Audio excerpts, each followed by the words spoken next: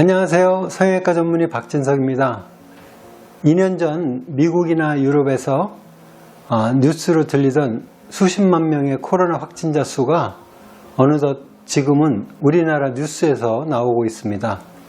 고점을 잘 돌파하는가 싶더니 스텔스 오미크론이 다시 늘어나는 모양입니다. 우리나라에서 변이 바이러스가 다시 창궐하면 안 될 텐데요.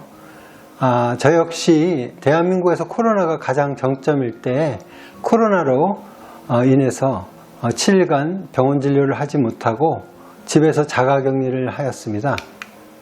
코로나의 당사자가 되다 보니 의사로서 개인적인 생각들이 정리되고 또 이 자리를 빌어서 한 말씀 드리고자 합니다. 제일 먼저 첫째, 우리나라 정부 방역당국이 선택했던 방역 지침이 결과적으로 아주 좋은 선택이었다는 것입니다. 2년 전 스웨덴이 선택했던 방법은 자연 감염에 의해서 얻는 집단 면역이었습니다. 집단 면역이란 영어로는 herd immunity라고 하는데, 면역을 가진 사람이 많아지면 집단 내에서 전염력이 떨어져서 스스로 소멸되도록 하는 것입니다. 반면 대한민국은 철저한 방역과 추적 관리를 통해서 전염원을 차단하는 방법을 선택했고, 결과적으로 당시 치명률이 높았던 코로나 알파나 델타로부터 우리나라는 많은 생명을 구했고, 반면 스웨덴은 당시 집단 면역을 결국은 포기하게 되었습니다. 예방접종이 본격적으로 시작되고 변종 코로나가 나오고 전 국민이 절반 이상 접종 완료가 되었을 때 오미크론의 등장으로 돌파 감염이 늘어나지만 경과는 덜 치명적인 그런 상태가 지속되고 있습니다.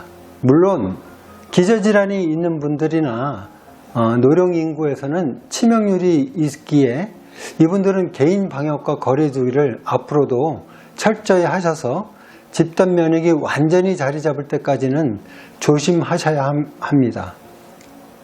지금은 우리나라 정부가 과거 스웨덴 정부가 하려 했던 집단 면역 형성으로 코로나를 이겨내야 하는 그런 때가 온 것 같아요. 둘째로는 신속 항원 검사의 우수성입니다.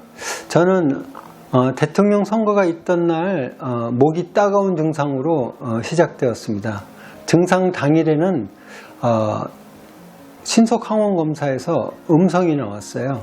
그런데 증상 후 다음 날에서 2일째로 넘어가는 그 밤에 목 증상이 조금 더 심해지더니 다음날 새벽에 신속 항원 검사가 2개의 진한 선이 나오는 양성 결과가 나왔습니다. 저보다 앞서 코로나에 걸린 분들 중에 저처럼 증상 후 신속 항원이 음성이다가 2일째 양성으로 나온 분들이 여러분 있으시더라고요. 양성일 다음날 아침에 저와 아내 모두 PCR 양성 문자를 받았습니다. 진단 후 8일째부터 제가 진료를 다시 시작할 수 있어서 혹시나 하는 마음에 6일차 때 오전에 신속 항원 검사를 다시 해보고는 깜짝 놀랐어요. 왜냐하면 신속 항원 검사가 양성이다 음성이다만을 결정하는 것으로 생각했는데 결과는 다 나아가고 있지만 아주 약간 남았다 하고 이야기하는 것처럼 T 글자에 아주 희미한 선이 보이는 것이었습니다. 다음날 자가격리 7일차에 신속항원 검사를 다시 해봤더니 그때는 완전히 음성 결과가 나오더라고요. 신속항원 검사가 이렇게 정량적 분석도 된다는 것에 놀랐습니다. 세 번째로 드리고 싶은 말씀은 코로나 치료 과정에서 저의 개인적인 생각을 말씀드리려고 합니다. 팍스로비드나 라게브리오 같은 먹는 치료제를 복용하면 좋겠지만 저같이 이렇게 목감기 정도의 증상이었던 상태에서는 그런 약을 복용할 수는 없고, 처음 2, 3일은 목감기약으로 증상을 쫓아갔지만 증상이 심해지고 가래가 짙어져서 의사의 지시에 따라 항생제를 같이 투약한 것이 저에게는 큰 도움이 되었습니다.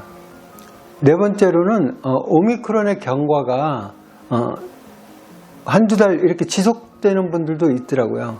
저도 아직 한 2, 3주 지났는데도 약간의 증상이 남아 있습니다.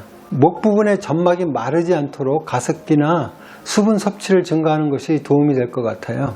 참고로 콧물이 나지 않는 목감기 증상일 때 콧물을 마르게 하는 약이 포함되어 있는 종합감기약은 이 목의 건조증을 심화시킬 수 있기 때문에 오히려 득보다 실이 많을 수 있을 것 같아요.